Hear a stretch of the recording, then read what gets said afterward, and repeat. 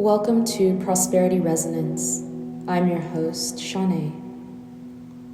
Before we begin, I want to ask you something. Have you noticed that the harder you try to figure out prosperity, the quieter it seems to become? Almost as if the moment you chase it, it steps just slightly out of reach.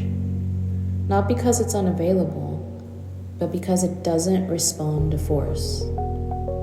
If you're listening to this right now, there's a good chance you've already done a lot of work. You've reflected, you've healed, you've learned, you've tried to align. And yet, there's this lingering feeling like something should be different by now, like the breakthrough was supposed to already happen, like the external world hasn't quite caught up to the internal shifts you've made.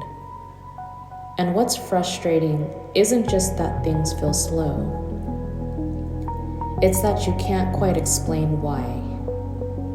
Today, we're going to talk about something almost no one names clearly. Because once you see it, you stop fighting yourself. You stop trying to fix what isn't broken. And you begin to understand why prosperity often arrives after things go quiet, not when they're loud. So stay with me, because later I'm going to explain why this quiet phase is not neutral, it's preparatory, and why, if you leave it too early, you interrupt the very prosperity you've been asking for.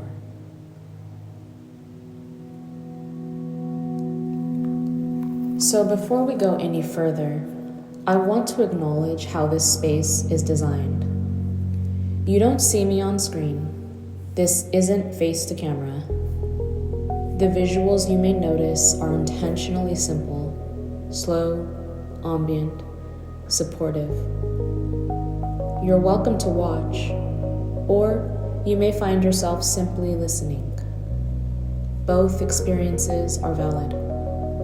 That choice is intentional because most modern content overwhelms the 5 physical senses: bright lights, fast edits, expressions, backgrounds, constant stimulation. And while that captures attention temporarily, it often blocks something much deeper. When visual performance is removed, attention moves inward. The nervous system softens, and a different layer of perception becomes available, the one where resonance is actually felt. Sound travels differently through the system. The human voice bypasses analysis. It bypasses comparison. It meets the body directly.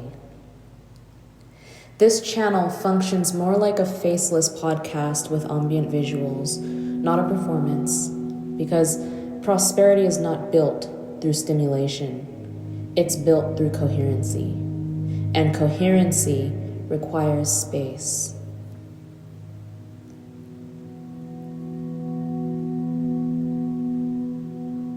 There's a core misunderstanding about prosperity.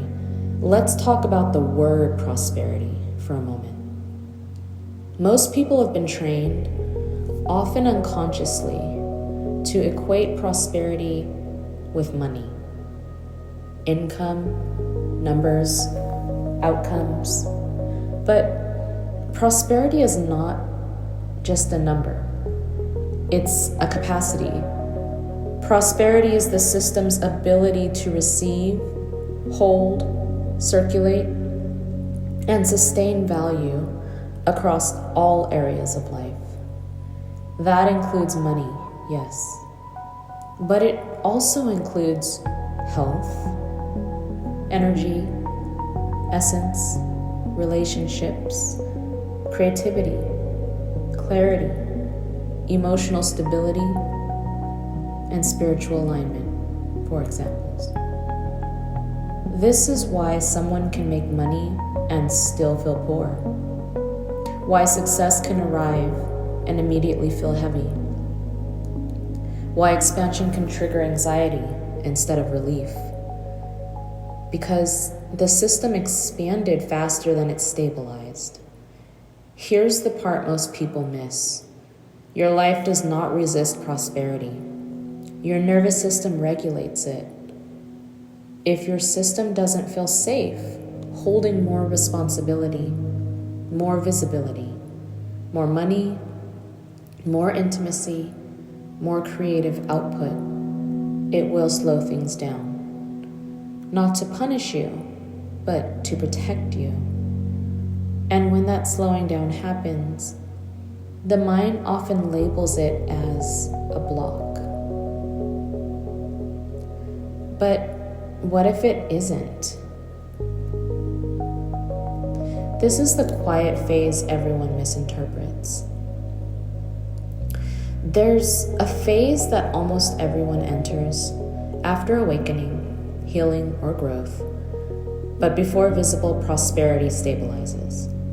It's quieter than the breakthrough phase, less dramatic than the transformation phase, and because it doesn't come with fireworks and rockets, people assume something has gone wrong. This is the phase where urgency dissolves, where chaos decreases, where emotional volatility settles, and paradoxically, where things may look slower on the outside, but internally, something very specific is happening. Your system is recalibrating and reorganizing its baseline. It's learning how to exist at a new level of safety. And safety is not passive. Safety is the foundation for expansion. If you've noticed that you don't tolerate misalignment the way you used to, you're less reactive, you make fewer impulsive decisions, you feel less driven by urgency, that's not stagnation, that's integration. And integration is what makes prosperity sustainable. This is why so many people sabotage this phase. They think they need to do more. They need to add stimulation. They need to chase momentum. They end up overriding their body's pacing. And they end up recreating the same cycles, just with different packaging. Later, I'm going to explain how this exact pattern is why people oscillate between expansion and burnout. But first, let's talk about why alignment is so often misunderstood. Alignment is not excitement. Alignment has been marketed as a feeling. Excitement, high energy, motivation, certainty. But true alignment often feels quiet. It feels like a fit, clarity without pressure, movement without panic, direction without force. When you're aligned, you don't feel the need to prove anything. That's why aligned prosperity can feel slower at first. It's not adrenaline driven. It's coherency driven, and coherency compounds.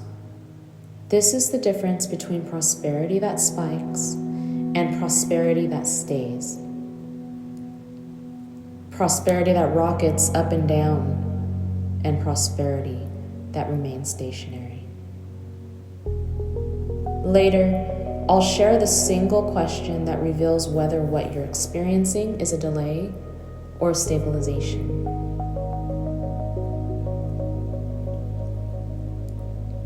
Before we continue, please pause for a moment.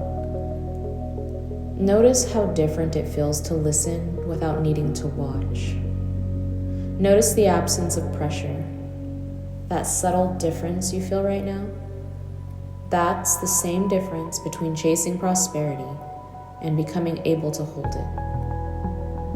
In a moment, I'm going to explain why systems that stabilize first don't collapse when life changes. But stay here just a little longer, because this is the layer where the shift actually happens. Here's the question that changes everything. Instead of asking, why isn't it happening yet? What am I doing wrong? What's blocking me? Ask this. What is stabilizing in me right now? This question changes how prosperity unfolds, because it shifts your attention from force to capacity. You may begin to notice stronger boundaries, clearer discernment, more patience, less tolerance for misalignment, a deeper sense of self-trust. These are not side effects. These are prerequisites. Prosperity does not arrive to systems that are impressed. It arrives to systems that are ready. This is why people who rush prosperity often lose it just as quickly, and why people who stabilize first often look slow, until suddenly they're not.